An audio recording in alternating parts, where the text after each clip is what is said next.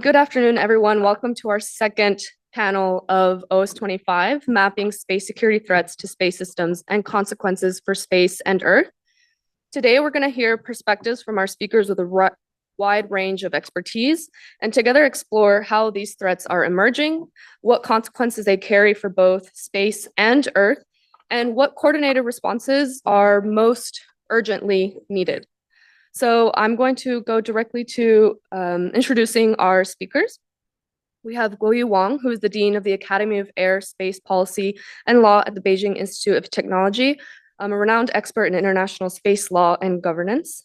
We have Beatrice Henou, the Research Fellow at IRSEM, who has a background in space policy and military space affairs. We have Regina Pelzus, who is a space security specialist at the European External Action Service and focuses on emerging threats and space domain awareness. And we have Rohel Marie Sese, who is an astrophysicist and chair of aerospace engineering at Ateneo de Davao University, who is a leading advocate for space science and policy in the Philippines. And on screen, we have Andrei Yurovich Malov, who is a senior expert at MGIMO and formerly with the Russian Foreign Ministry, who specializes in arms control and disarmament. So I'm going to turn it straight over to our panel to give them the chance to share their general views on the topic of our discussion. I'm gonna just go kind of straight down the line first. And so Guoyu, please, the floor is yours. Thank you, sorry for the floor, and good afternoon to all. It's my great pleasure, of course, to share my personal views regarding how to determine a space threat. So we know that the identification of a space threat right now just has been taken as the first step for the Paris discussion. But from my personal observation, there are still so many misunderstandings, or we say the one-sided views in this regard. So briefly, I just suggest 2 points, hopefully could become the excuse me, the common grounds of all the delegations here. So first, there should be 3 fundamental elements for defining space threat. And second, space threats should not be addressed in isolation from space deterrence. They should be considered simultaneously. So number 1, the 3 elements, just as intent, behavior, and adverse impact.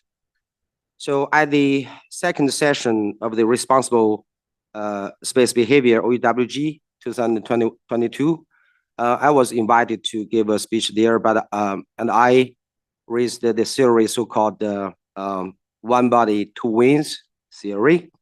So just likening a space threat to an aircraft. So in this analogy, behavior is a fuselage, so-called one body, while intent, adverse impact are the two wings. So intent refers to deliberate, always intentional human behavior only.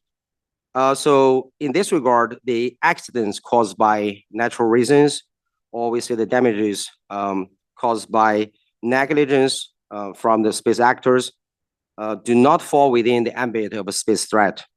So like the topics regarding planetary defense, as RT just mentioned, on-orbit collision, or we say space traffic coordination, including uncontrolled re-entry matters, are not the due concerns of a Paris discussion. Behavior includes both action and inaction, or we say omission. Action includes not only specific space operation, say jamming, spoofing, also mentioned this morning, but also the formulation of hostile policies, or we say national strategies. As to inaction, I give an example. Just the one state may intentionally conceal conjunction assessment and the warning data, which might cause an in-orbit collision. Last element, adverse impact, refers to any form of harm, such as material or non-material damage, also including the potentials to cause damage. It should be noted that when these 3 elements collectively constitute a space threat, there must be proximate causation among them. Just assume state A's satellite deliberately collides with the satellite of state B. Most likely, it could be defined as a space threat, or from legal perspective, it just constitutes useful force as well. But years later, suppose the debris generating from the collision just caused damage to the satellite of state C. So it is an unsettled issue here, whether it's just also a space threat to state C. Unless there's a strong evidence to show state A has the intention to do so. Otherwise, it's most likely, again, should be deemed as, we say, a space accident, or we say a space risk rather than space threat. Number two, discussing threats, but without mentioning deterrence, is not conducive to comprehensively assessing the real challenges in space security governance. As I addressed at the Unity of Space Conference, Security Conference 2023, space threat and space deterrence are the two sides of a coin. Just as Artie mentioned, the safety security is two sides of the coin as well. However, in reality, one party of the powers game may interpret the deterrence from its adversary as a threat to all, to international community, thereby shaping the formulation of arms control rules in its favor. It's a test, always discussed, always described as a threat to entire international community. Meanwhile, it's seldom observed or addressed from the perspective of deterrence. Not only the conduct is just the academic view, of course, not only the conduct of a set test, but also the potentials to conduct a set test in the future, or deterrent means against a particular adversary of a state in the strategic game. We have to face the truth. If such kind of matters, say space military contest or military activities, are not discussed from both threat and deterrence perspective, then one-sided views must occur at the cognitive level, and this cannot promote the real mutual trusts among these powers and among all of us to achieve a consensus report of any working groups.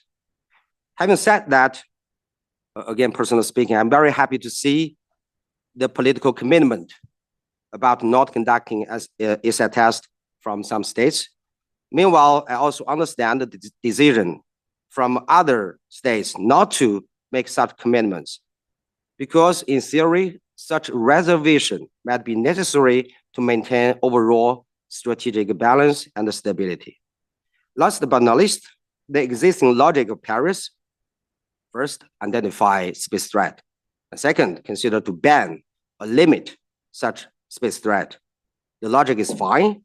However, the discussion will be confined or limited if we only associate space threat with certain categories of so-called counterspace capabilities, no matter space to space, space to Earth, Earth to Earth, Earth to space.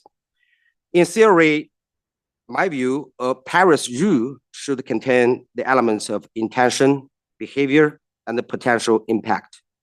I believe the earlier we have common grounds on this, the sooner can we reach consensus on the comprehensive legal document of Paris. I'll stop there. Thank you.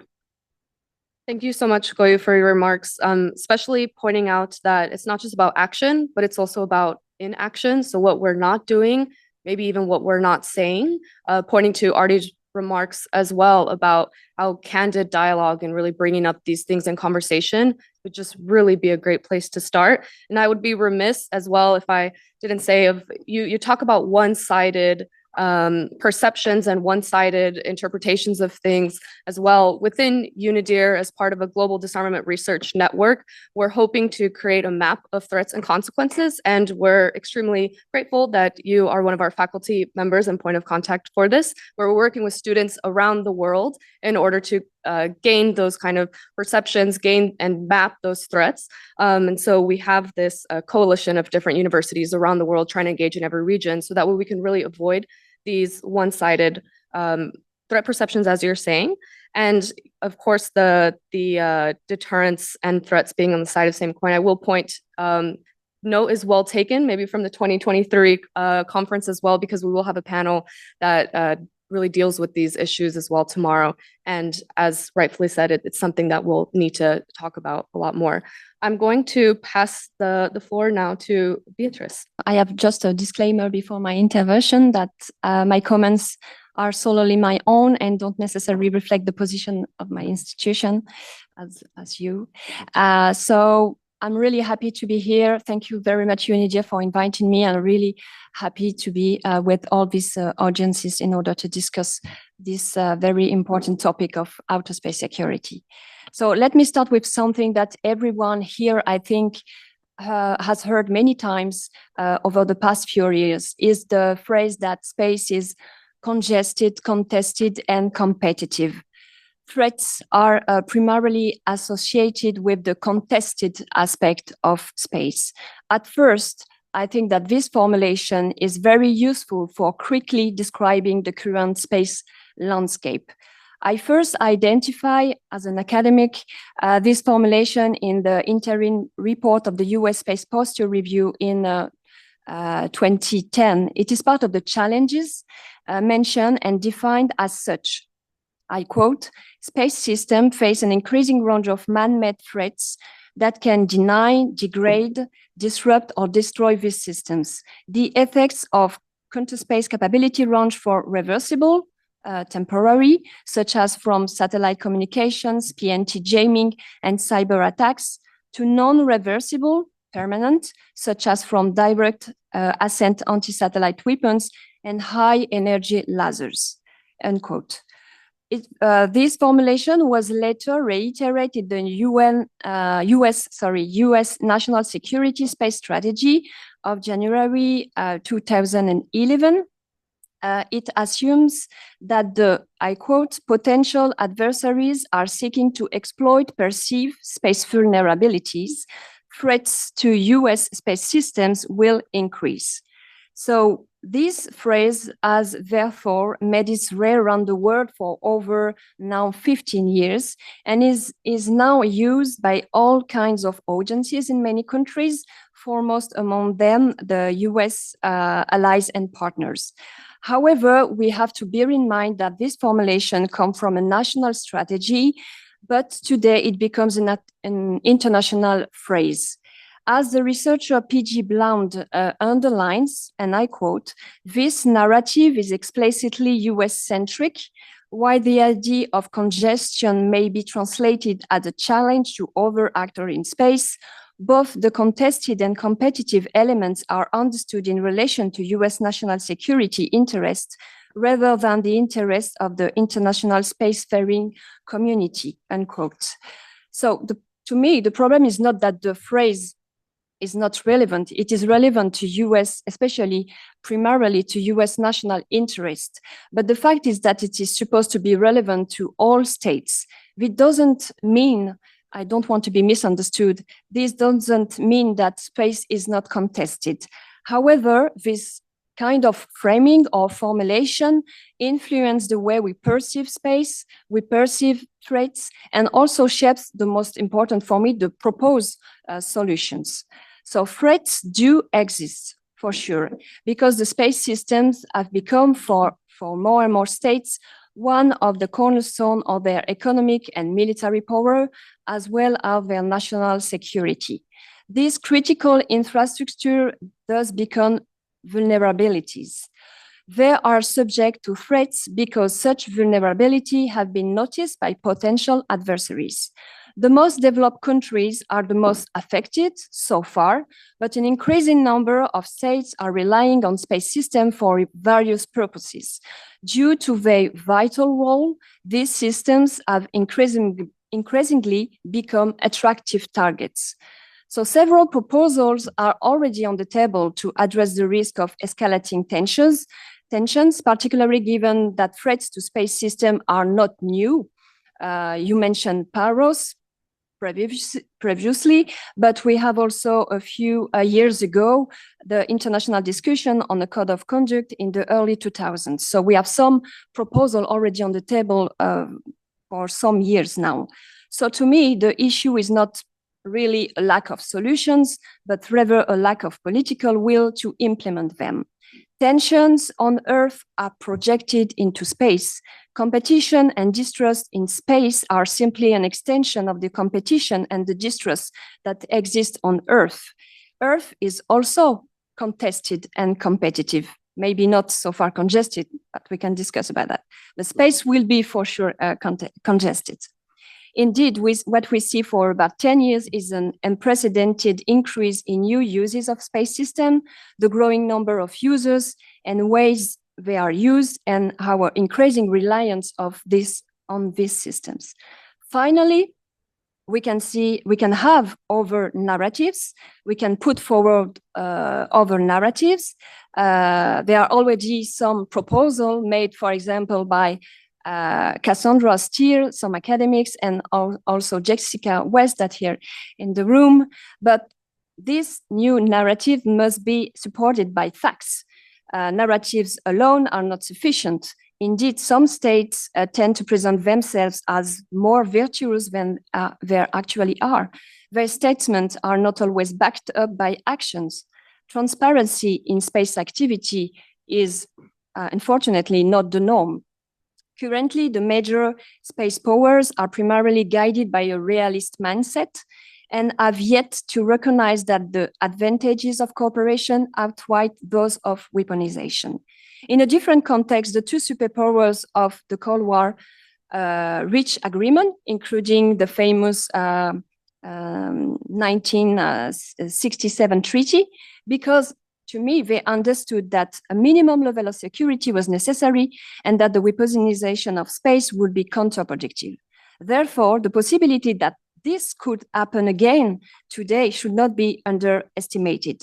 In the meantime, I think that diplomacy must continue its effort by seeking solutions, such as the TCBMs, transparency and confidence building measures, or by establishing norms of responsible behavior. To me, inaction, we total action of inaction. Inaction is impossible. While a fast evolution of the discussions depend primarily on the political will of the major space powers, a hope can be placed on the willingness of other spacefaring nations to make progress on these issues. We have some example of that. We have the EU initiatives that will be discussed later. We had also joint papers, for example, during the OEWG between what we call the country from the north with the global south. Or also, to me, a very good point, the recent choice of the UAE to chair a global UN expert group on space situational awareness.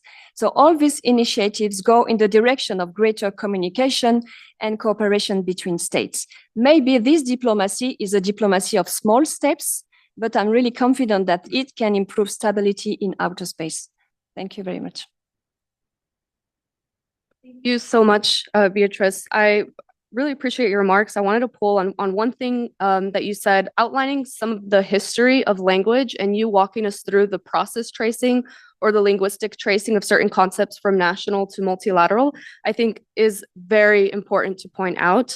And within the context of TCBMs and knowing what's happening domestically for some states and to be aware of that at the multilateral level, I think is not just important for the TCBM sake that you're saying, and I would be remiss if I didn't point to UNIDIR's Space Security Portal, which helps people understand all of the national policies and laws that are happening around the world. But I think it's also important so everyone in the room at these negotiations know if subtweeting, if you may, or if sub-context is happening between states where somebody may be referring to something happening at the national level, and they're having almost a side political conversation that not everyone is aware of in the room because of the type of events that are happening at the national level. So it's important for everybody to be on the same page and also remembering how influential unilateral and domestic and national measures really have an impact at the multilateral thing. So I wanted to thank you for walking us through some of that in addition to everything else that you laid out. And I will now hand the floor over to Regina. Good afternoon to all colleagues and distinguished guests and my fellow panelists. So my remarks will be coming from the vantage point of the EU's External Action Service in support. I work in the team supporting the EU Special Envoy for Space, who will be talking later on this afternoon on diplomacy. And I would like to share some technical consideration that inform our work in international relations, because we are working with a mix of international relations and technical experts. So I think the earlier panel and also my fellow panelists now already outlined a range of technologies, but also other elements on capabilities and threats around technologies that we can consider threats or that we need to look at and handle in the context of vulnerabilities or threats. And I think it's interesting that we didn't just, name the spectrum that many of us, I presume, will be aware of the different types of capabilities and their reversibility and their scope. But I do think that we all, if we look at the recent months and years, we've seen some very sophisticated capabilities that are either being developed or demonstrated or also routinely used sometimes. So we've seen some very spectacular demonstrations that are very interesting and new to see. And then I think we're all aware of many of the kind of part and parcel smaller scale threats that can still be dangerous, but that are happening on a routine basis.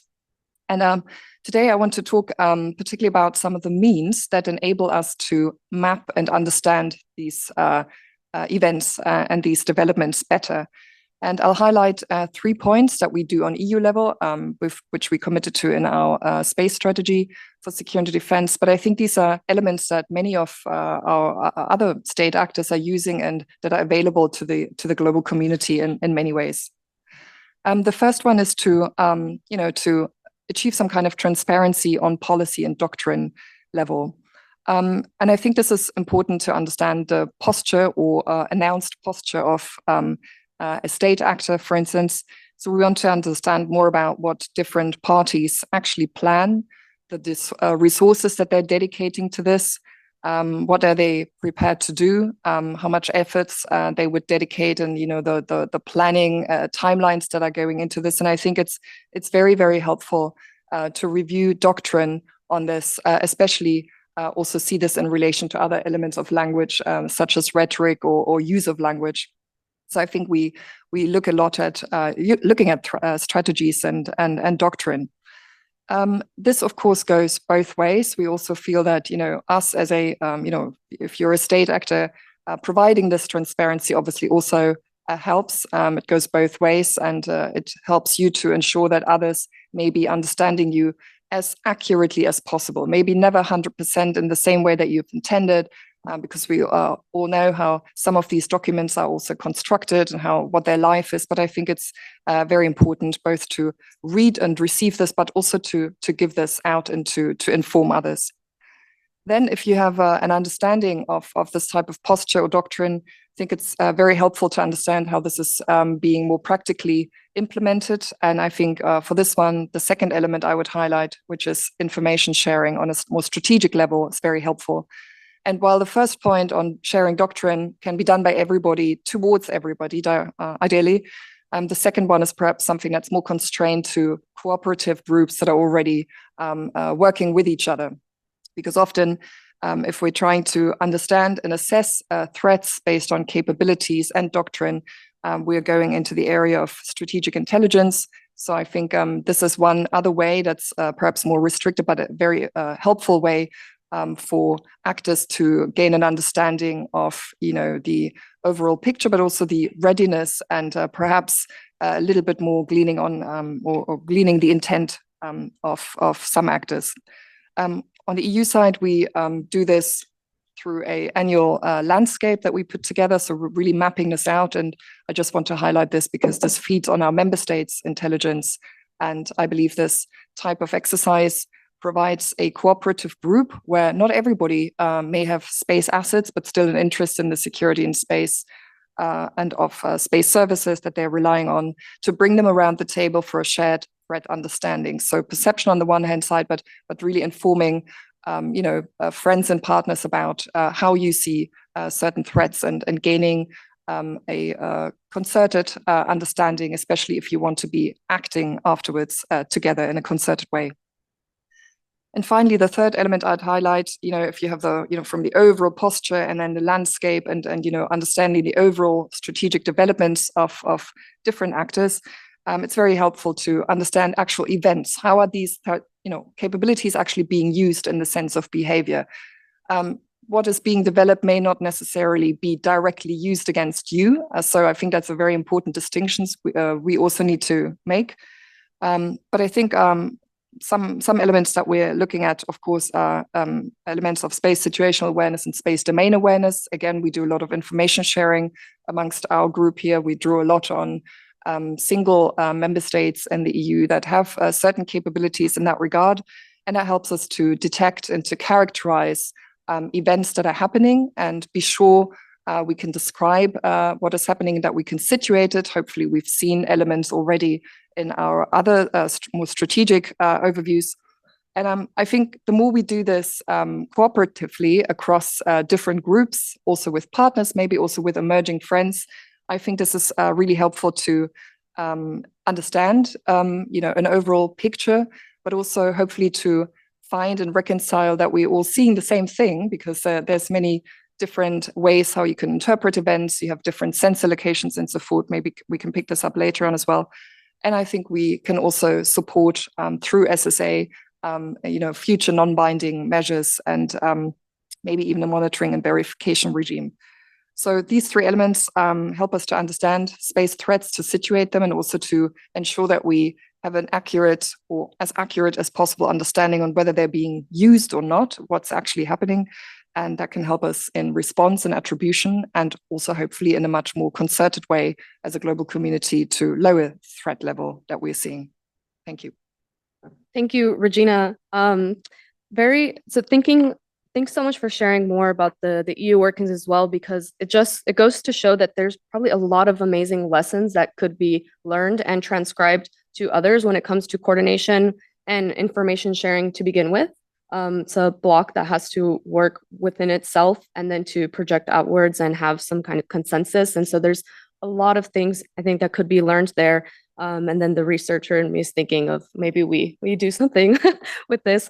But I also really like that you point about, again, transparency and doctrines, but you also mentioned resources as well, and trying to understand the resources being allocated. And I think the behavioral economists would be very happy maybe to do something with that and see about the priorities that are set through being able to understand that and where money and where other resources are being put. And a very important thing I think that you also said was not just the disclosure of information that you all give, but also the following through with that into helping then understand the information that has been disclosed. So making a conversation about the policy or about the statement or information that's out there, and as a way of building the confidence to that transparency. So again, thank you for your remarks. Looking forward for all of us to get into this discussion, but I want to go ahead and give Rohel the floor. So, distinguished guests, excellencies, a pleasant good afternoon to everyone. So first of all, I'd like to thank UNIDER and the organizers for this conference. It's my honor to be here with an amazing panel of experts to discuss the issue of space security. Coming from an emerging space nation, I'd like to provide a different perspective, a somewhat different perspective. So because unlike established space nations, emerging space nations face additional challenges when it comes to access to technology and national priority limitations. We all know that space security is a critical issue and should be the concern of both established and emerging space nations. Looking at the state of the current development worldwide, it is evident that a lot has changed since the early years of the space age, both in good and bad ways. In the early days, very few nations engage in space activities. Yet today, we see an increasing number of space actors, not just coming from the developing world, but also coming from private space actors. However, this democratization, if we call it, comes at a price. With the technology now being more accessible and capable, there's a risk of escalating tensions as a result of space congestions and other threats. So this is further complicated by blurring the lines between military and civilian space and the apathy of certain actors in establishing or following international guidelines in space activities. Prioritization of national agenda at the expense of compliance to established norms and guidelines is true for both established and emerging space nations. Established space nations often disregard the need for following rules due to their dominance in the space sector, whether that's in the military sense or in the commercial sense.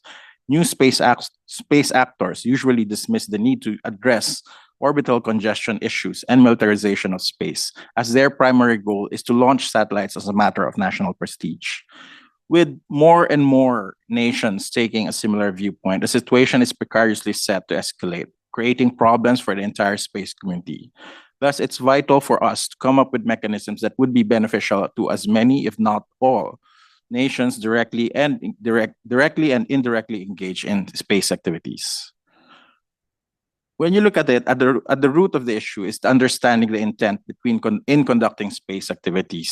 Without defined, enforceable guidelines, nations and space actors face a high risk of misinterpreting activities being conducted in outer space. From a technical perspective, it is difficult to distinguish friendly from accidental or hostile actions. For civilian encounters, there's not much incentive to conduct prior coordination between states, unless there is a risk of collision. If the intention is military in nature, then all the more that one cannot expect prior coordination. This lack of communication leads to increased anxiety, escalated tensions, and strong rhetoric. It demonstrates the necessity of open communication between states for space security. When both parties know what is happening, neither party will misinterpret the action and reduce the risk of escalation. Proper and timely communication is the key to prevent misunderstanding and escalation of hostilities. But the question is, what are the rules? Which ones should we follow? Do we need to follow them if we were not party to making these rules? So these are the pressing questions that we face right now with regards to space activities. How should we behave in space, whether there's someone looking at us or not? Here, I'd like to take an analogy on driving on the road. While understanding the rules of the road is necessary in obtaining a driver's license, in practice, we all know that there are a lot of unspoken rules that emerge from constant use. In the case of some developing countries, car horns are used not just to warn other drivers, but it can provide information and signify intent. One honk can mean heads up or a thank you. Two honks can signify caution or I will be passing by, and so on. These are the unspoken rules that emerge from practice and usage. Taking this into the context of space activities, yes, there is a strong need for clear, inclusive frameworks for current and future space activities. But we all know that this is a challenge and that will not be resolved easily. The problem is existing. The risk is immediate, but the solution is still in the future. What do we do in the interim? How such rules and guidelines will be crafted? This is where the unofficial or non-binding agreements can establish the normative behavior and, by extension, help inform deviations from expected behavior. While not definitive, it can be a stopgap measure that will be until a more definitive, binding, inclusive, and enforceable framework is established. States are often left to their own devices to define and conduct their activities however they see fit. Operating in space has always been unregulated compared to airspace, maritime domain, or land borders. However, the responsibility of ensuring space security is jointly shared between established and emerging space nations. Established space nations, which have the capability to develop measures and political influence to enforce non-weaponization of space. In reality, new space actors are actually at a disadvantage compared to established ones in terms of access and new technologies. However, these emerging space nations are also placed in a very unique situation of being able to access technology without knowing what are the rules that govern outer space activities. At the risk of creating rogue states or rogue actors that can threaten the generally peaceful nature of the space environment, spacefaring nations should serve as moral role models in guaranteeing space security.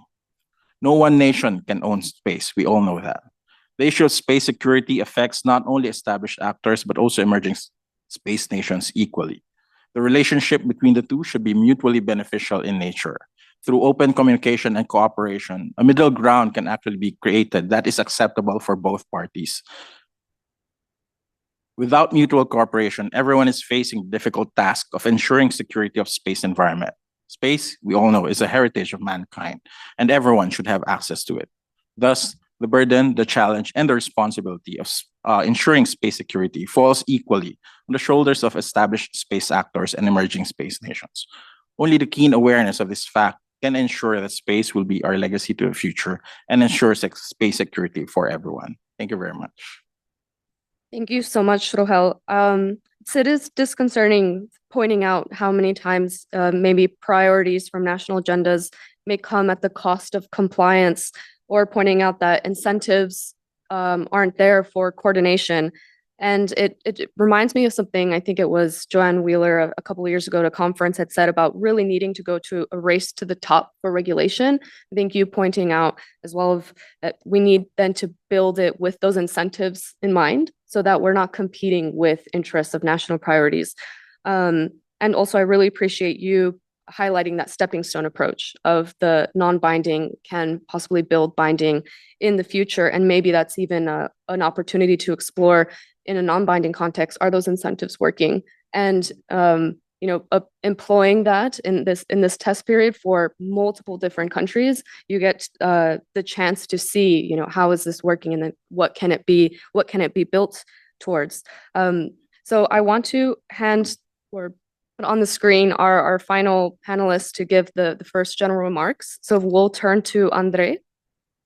Distinguished guests, dear organizers, thank you very much for this wonderful opportunity to participate in this very important event. We could ask a question. What is space now?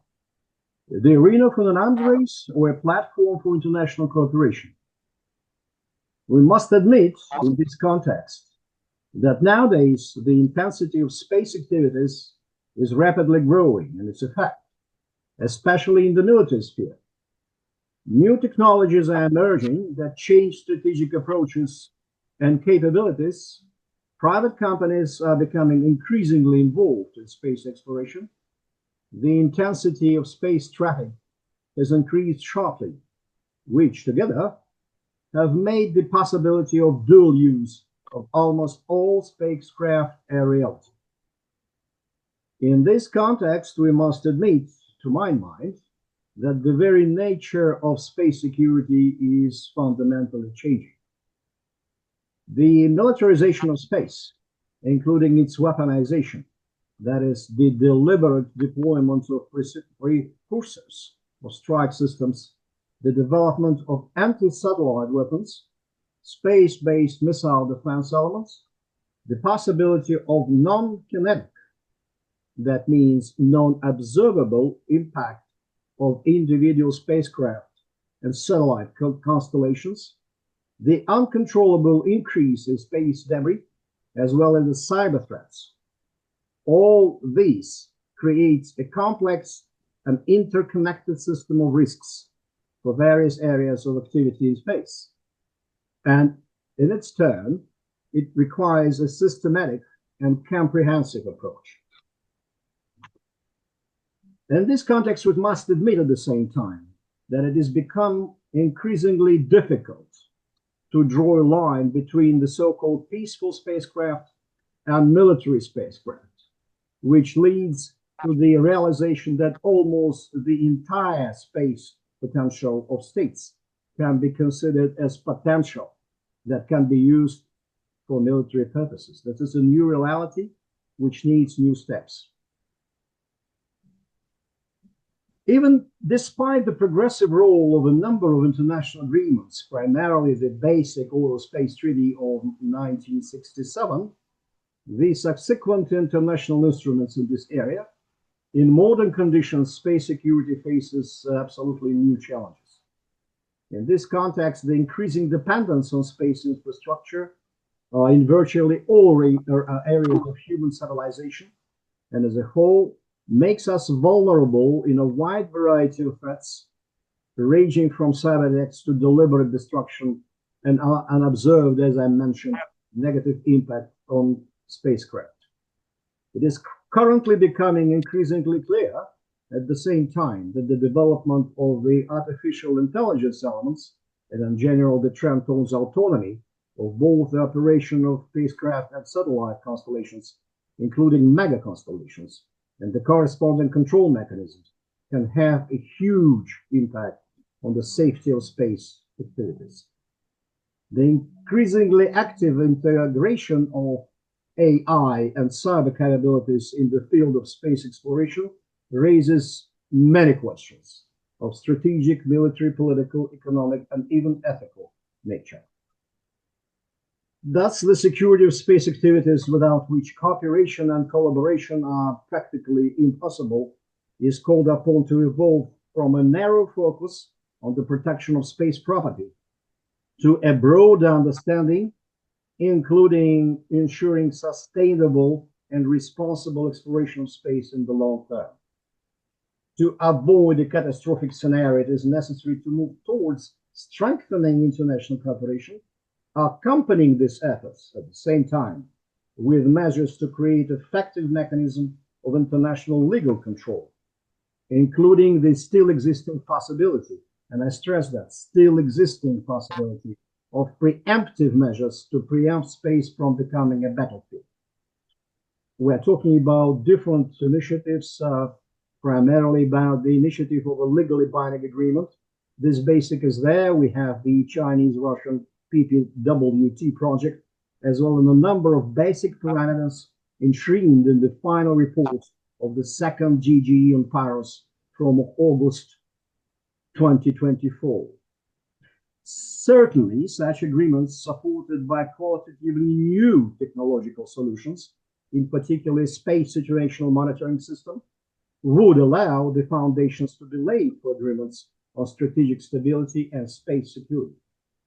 We do hope that it will be a reality. New threats appear, as I mentioned.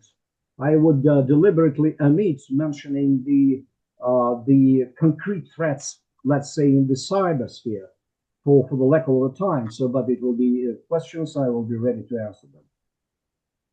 The arms race in space will inevitably require the launching in the orbit of even more satellites and the entire constellations, including the so-called mega constellations of satellites with military purposes. All this could further complicate the orbital crowding situation. So speaking about density situation, about the possibility of appearance of new debris, would complicate what is called the Kessler syndrome. In this context of the above, it is appropriate to cite the words of the US President John Fitzgerald Kennedy, spoken by him during the Cold War period. I quote, "The cold expanses of the universe must not become the arena of an even colder war," end of quote. But cooperation is possible. It should be noted that certain areas of cooperation in space have quite successfully withstood the crisis phenomenon in war parties. For example, even the geopolitical crisis, which has hit a number of international space projects with the Russian participation, for example, such as the ExoMars mission, has not had a negative impact on the work of Russian specialists with Western partners. For example, within the framework of such a large and extensionally important project as ISS, International Space Station. However, ISS service life is coming to an end. Therefore, it is important to look for alternative forms of interaction in the future. Another aspects could contribute a lot to the cooperation. For example, the principles and technical standards adopted in the international level, which despite general geopolitical tensions contribute to the expansion of cooperation in space and which deserves special attention. Another example of international standardization in the field of space technology and space exploration are standards in terms of life support systems of manned space missions.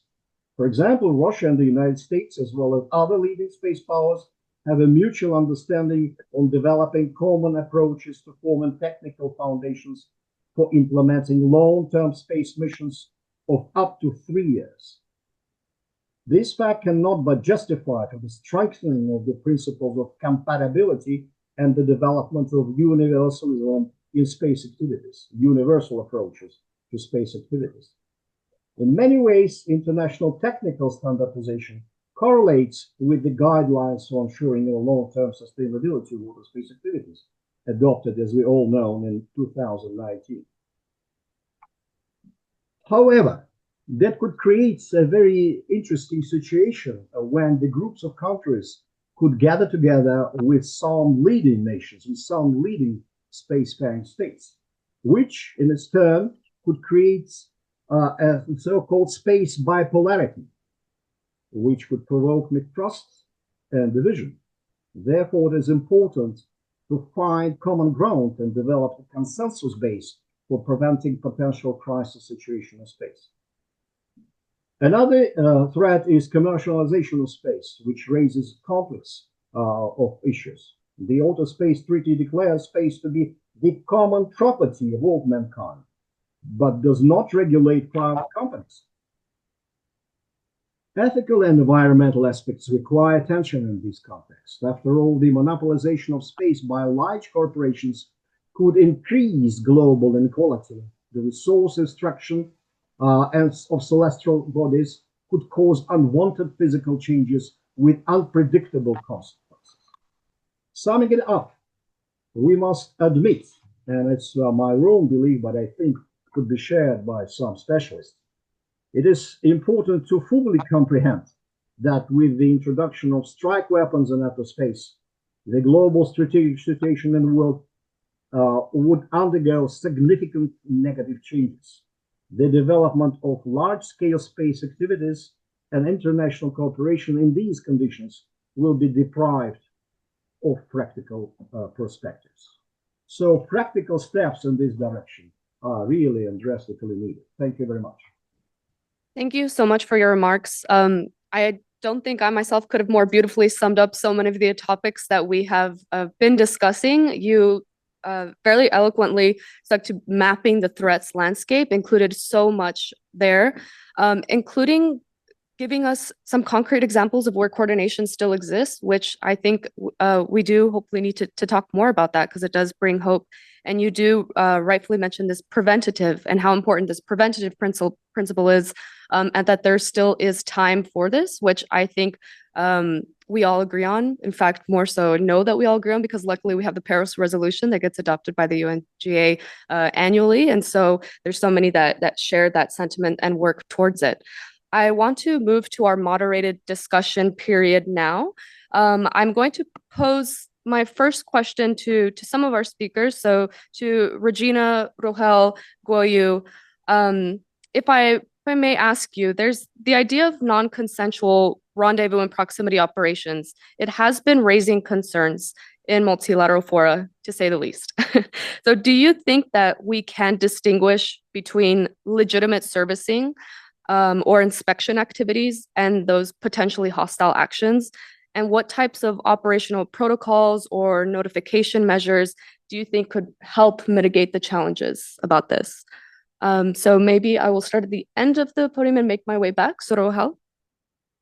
When you talk about non-consensual consensual RPO, it's actually, well, from a technical point of view, it's from what personally I would think that it's very difficult to distinguish legitimate servicing and hostile action, or even if it's just simple in inspection activities, because at the end of the day, it's all about the exchange of information and consent. Why, if there is if there is no consent on why a particular spacecraft is being inspected, then it has the potential for potential to be a hostile action. Creating the protocols or the operational protocols or notification measure, again, it boils down to what I mentioned earlier, that we have to look towards open communication, both for both sides.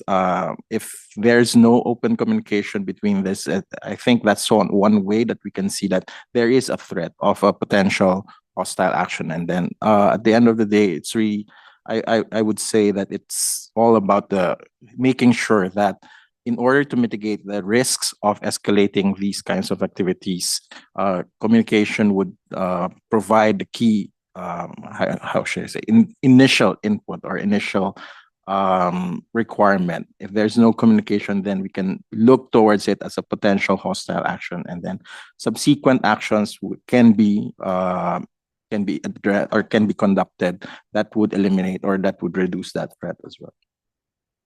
Build on that. I mean, we've seen some really interesting, again, demonstrations of capabilities and technologies recently for rendezvous and proximity operation in general. So maybe I'd step back and look at also the consensual bit.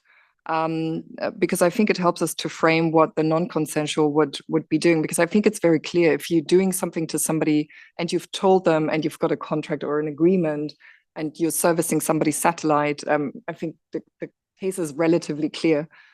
Even though for third parties, it could still be something, if they observe it and it hasn't been completely announced or widely made transparent, they could still wonder, and maybe there's an element of potential misunderstanding there.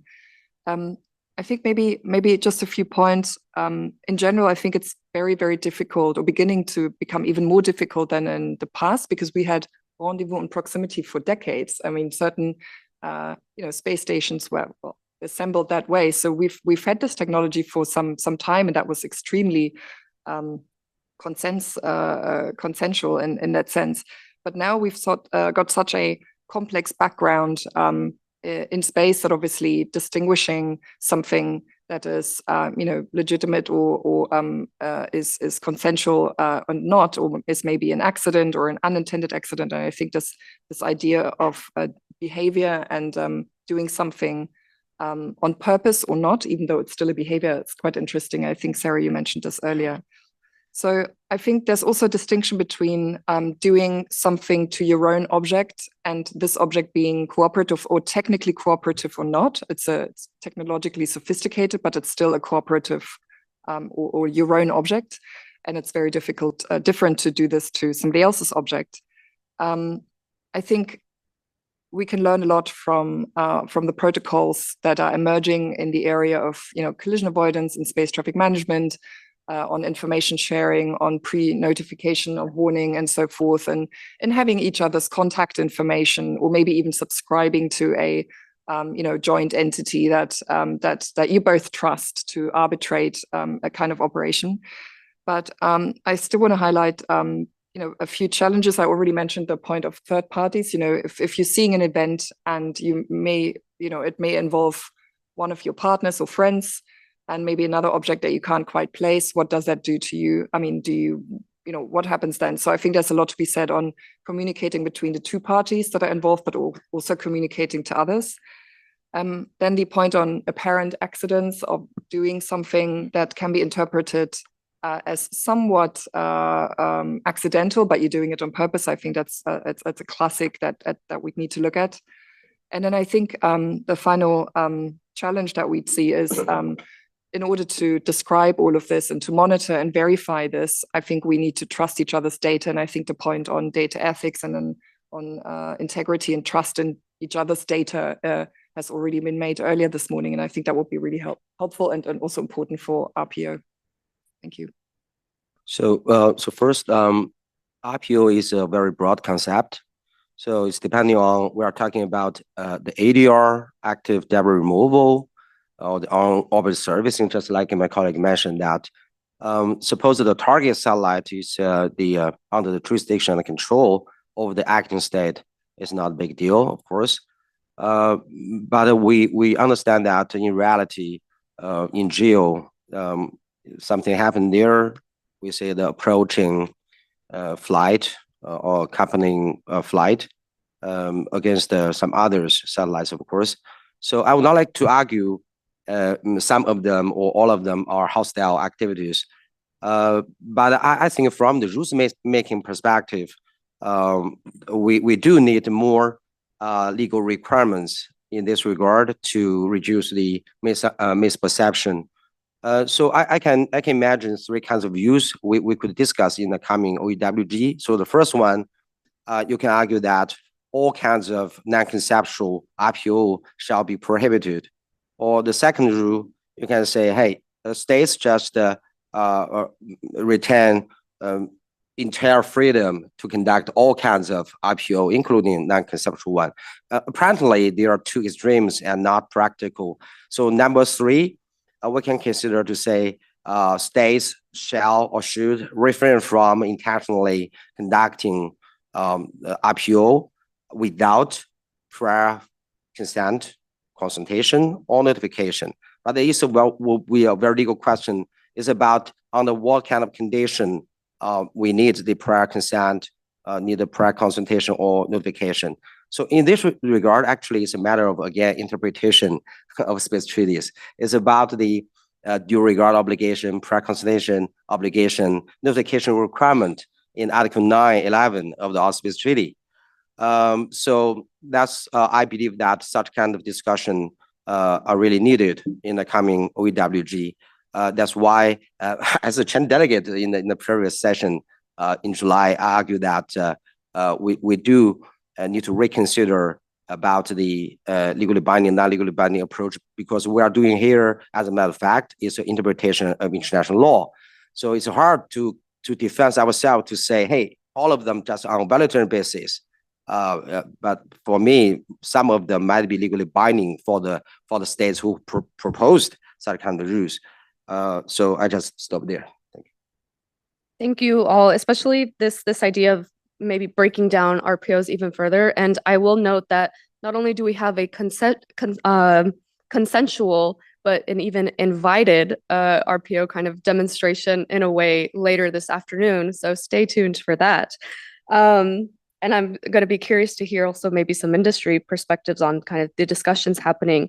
And I want to thank you as well for putting this in the context of the OEWG and maybe what states can talk about. But I want to get to my next question, which is about definitions and our the idea of the space weapon, because there is no universally accepted definition or concept. So there's no universally accepted definition or concept of a space weapon, and that complicates our discussions and governance efforts. And so I'm looking to hear about, is there a best approach to prevent weaponization of space and advance governance despite the absence of consensus on this kind of definition? And do you think that a definition is a prerequisite even for us to be able to forge ahead? And I want to pose the question to Andre and Beatrice, and perhaps we'll start with Andre first. I believe you may have also raised your hand, so if you want to interject on the last question or anything, please, that goes to all the panel. Feel free to just make this conversational and do that. So we'll pass to Andre. Yes, thank you for this very important question. Yes, the problem of definitions are as important as we, of course, understand, because speaking about the legally binding agreements, the definitions are absolutely necessary. At the same time, definitions are important also for the transparency building measures.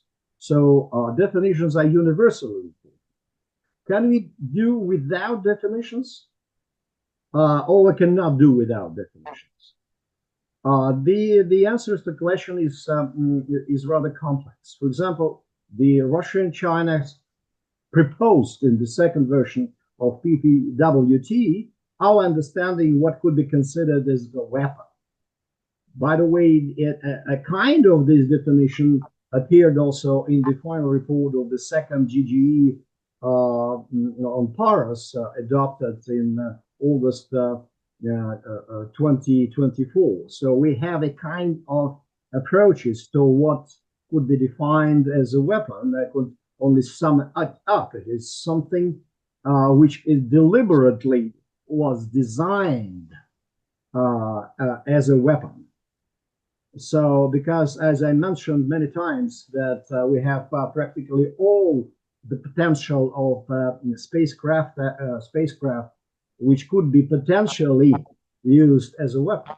So we must draw a borderline between a weapon which was designed, produced, and used as a weapon, as the dual use assets. This is something absolutely different. So the borderline is absolutely necessary.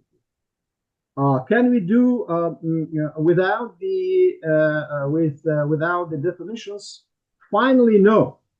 But we could get along with our discussions on more details, and probably during the discussions, deliberate discussing the points, both for the legally binding instruments and both for the confidence building measures of any kind.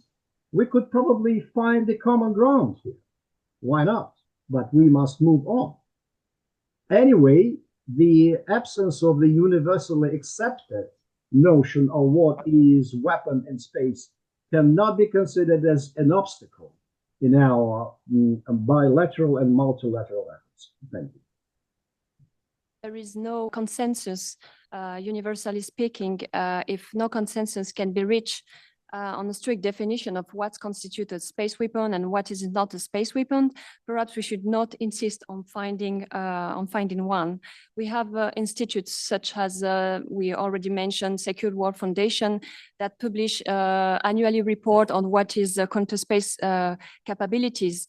We could just name this counterspace capability for most of them are space weapons. So beyond that, as it has been said before, much of the picture remain ambiguous. We have this system that are dual purposes, dual use, but we have also dual purposes system, as Almudena Azcárate Ortega pointed out in some reports. So I think that in this context, drawing clear-cut definitions of space weapon become more and more impossible. Definition, to me, are useful when they help clarify the issue or the debate and move the discussion forward. In this case, in the case of space weapon, it's not really the case so far. So as a result, agreeing on what constitutes a space weapon risks producing at the international level or maybe at a legal point of view to be either too vague or too restrictive. So I think that today we can have, however, an idea of what could be a space weapon, because there are so many ways to target a space system. We already mentioned lots of them. But whatever the method used, it is ultimately the target and the intention to destroy that define the attacking object as a weapon. So an object is attacking another one by destination and by intent, and that defines this attacking object as a weapon to me. So today we have discussion on responsible behavior, on behavior in general, and I think that this is precisely where the idea maybe of intention is. We can link the behavior and the intention. I know that the intention is not easy to define, but I think we should go deeper in that question.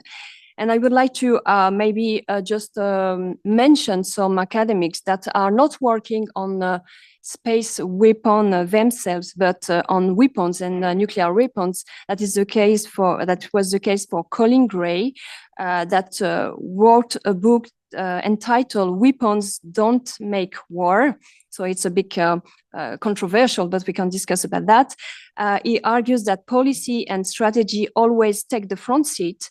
He argues that policy shapes strategy and gives meaning to weapons, and not vice versa. It means that weapons don't give meaning to strategy, that shape policy. We have to keep in mind that at first it's always policy that gives meaning to the weapon. So I don't say that space weapons is not a problem, but we have to better understand the relation between policy and these space weapons.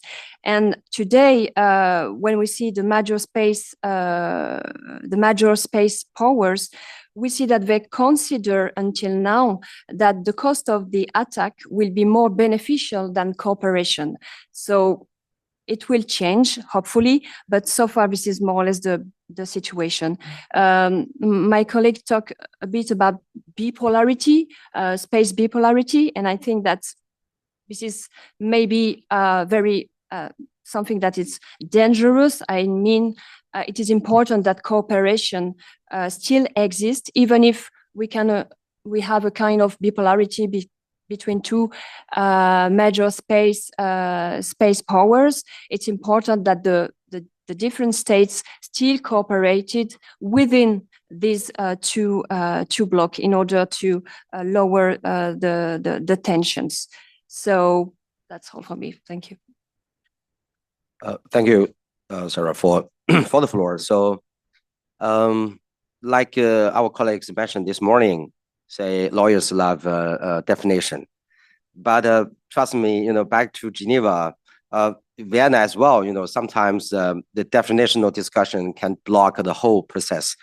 So for me, definition of weapon is super important, but it does not necessarily mean it shall be a prerequisite for any discussion there. So first point, in criminal law, I'm not sure the rules in your country. I think it's not necessary to define a weapon, but anything that used to kill people could be defined as a weapon after that. So in this regard, we can take references, the logic in space, any space object, technology, component parts, used to do something that might be deemed as weapon. All right.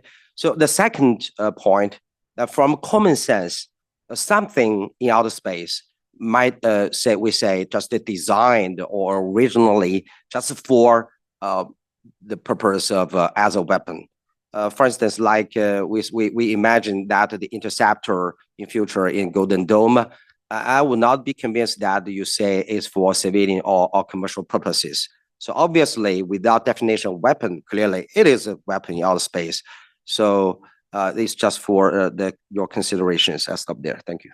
Thank you so much. I have some more questions, but I don't want to monopolize everything. So I'm going to open the floor to our audience as well, and online as well. So if you could say your name and affiliation. I do just really want to point to something that Andrei said that I really enjoyed and encapsulates. We have differing views, even on the panel, which is wonderful, makes for great conversation. But I think lack of consensus, it should not be viewed as obstacle to progress. And I love that as a takeaway. And Andrei, I hope you don't mind if I kind of nag that and take it into some work in the future. But I saw some placards going up in the room in the back. Was there? Okay, yes. So we will start, I think it was Clive in the back, and then we'll do Adeboye. I'm going to take those two questions first, and then we'll group with another question. So thank you very much to the panelists for this very interesting discussion. I had a couple of questions inspired by Goyu's statement, but the questions are for all the panelists. Goyu described an intent, behavior, impact kind of framing for threats, and this struck me as a kind of gave me an optimistic feeling that it's possible to look at threats in a kind of objective, technical way, and perhaps use that as a way to kind of define new norms or rules in the future. But then he went on to say that the kind of deterrence posture of a country could be perceived as threatening, potentially globally threatening. And this gave me a sort of a sense of pessimism that, it would be more difficult to make progress. And so I guess my first question to the panelists is it possible to make progress on norms or rules or laws on space security within the context of deterrence dynamics between countries? And if so, how could we go about doing that?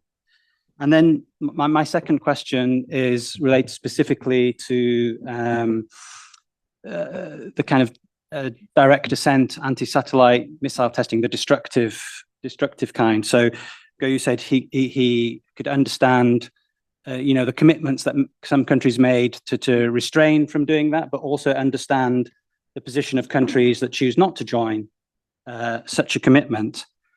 So my question then is, given the kind of increasing sort of crowded, congested nature of space that we so often hear about, and the proliferation of space debris, does it at some point, at what point do countries that choose not to join that commitment have to make the calculation that it's now in their interests to join that commitment, because the consequences of conducting a test become worse with every month that passes, and at some point, presumably, it becomes strategically, disadvantageous to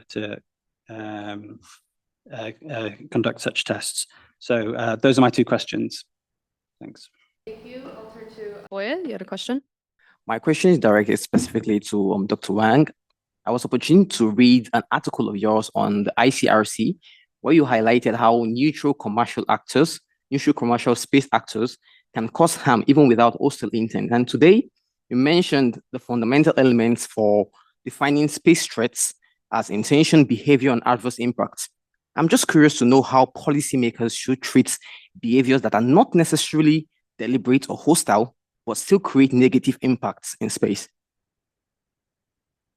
Wonderful. So I'm going to open this up to all of our panelists. We have a question on, is it possible to have progress on norms, laws, and so forth in the context of deterrence?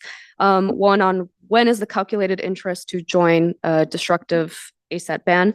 And then about specifically then to go about neutral commercial actors and how to treat maybe some of those neutral actions that could still cause harm.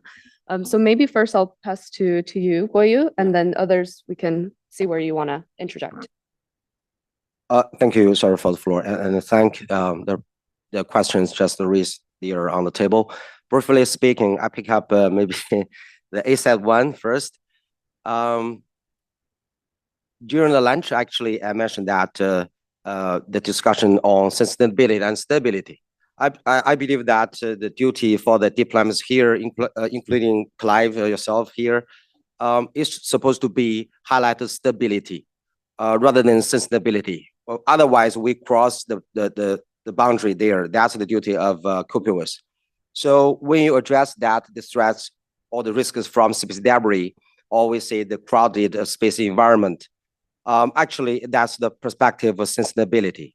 So when we're talking about ASAT, or so-called counterspace capabilities here, as I just addressed in my presentation, we have to consider from the deterrence perspective as well. So I would like to take nuclear domain as an example, but there are similarities there. So maybe for some countries or for all of us, I just see the reservation of such kind of commitment might be useful or conducive to achieve balance among the powers. I'm not an expert in this field, but it's an open question to all of us. We are not supposed to be taken for granted. Anything can generate space debris there is the number one killer, is evil. Then I'm not convinced that that will be the common sense or the basic sense of the Geneva Convention. So we have to consider these two things together to achieve, I say, the comprehensive equilibrium among the powers. That's for my response for the first question. As to, I thank your notice for the paper in the ICRC blog. I also mentioned as a Chinese delegate, actually, in the previous discussion, Paris GGE or OEWG. I encourage states to consider the national regulatory framework or specific requirement to always say the non-governmental entities under their jurisdiction. I say, hey, when you have intention to involved in the armed conflicts among others, or engage in the internal affairs of other countries, please report to your government.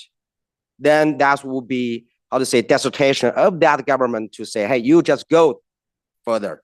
Then the government would be responsible for the behaviors, of course. And from the state's responsibility law perspective, such kind of individual act might be deemed as the act of that state, but that will be another serious legal discussion. But all of us are encouraged to, how to say, to promote the national regulatory framework in this regard to for the clarification of the intention and the behavior and nexus between them. I just stop there. Thank you. Yes, if our other panels can speak briefly on the questions. Pick up on the deterrence point, both on saying something and doing something. So I think there's a lot of potential for misunderstanding in view of threat perception and looking at it in a deterrence context. But I think it's very important that we acknowledge maybe that there are some differences and that we try to figure out where they are, not necessarily to reconcile them, but simply to be aware of them. Because I think there's a difference between, for instance, if you're saying something, how inflammatory are you when you're saying something? Are you saying something fact-based? Are you saying it before or after you do something? How often do you say it? Do you talk between the lines or not? I think the point on subtext or context came up, or on kind of I wouldn't say subliminal messages, but are you expecting others to read between the lines, or are you interpreting, or can you ask? So I think that's something to be said on how we communicate when we want to, when we have something that we want to deter or that we perceive to be as a deterrence measure. And the other element, aside from saying something or writing and announcing it, is doing something. And I think there's a distinction between demonstration, development, demonstration, and deployment. So I think that's very different. Developing something versus actually using it or deploying it.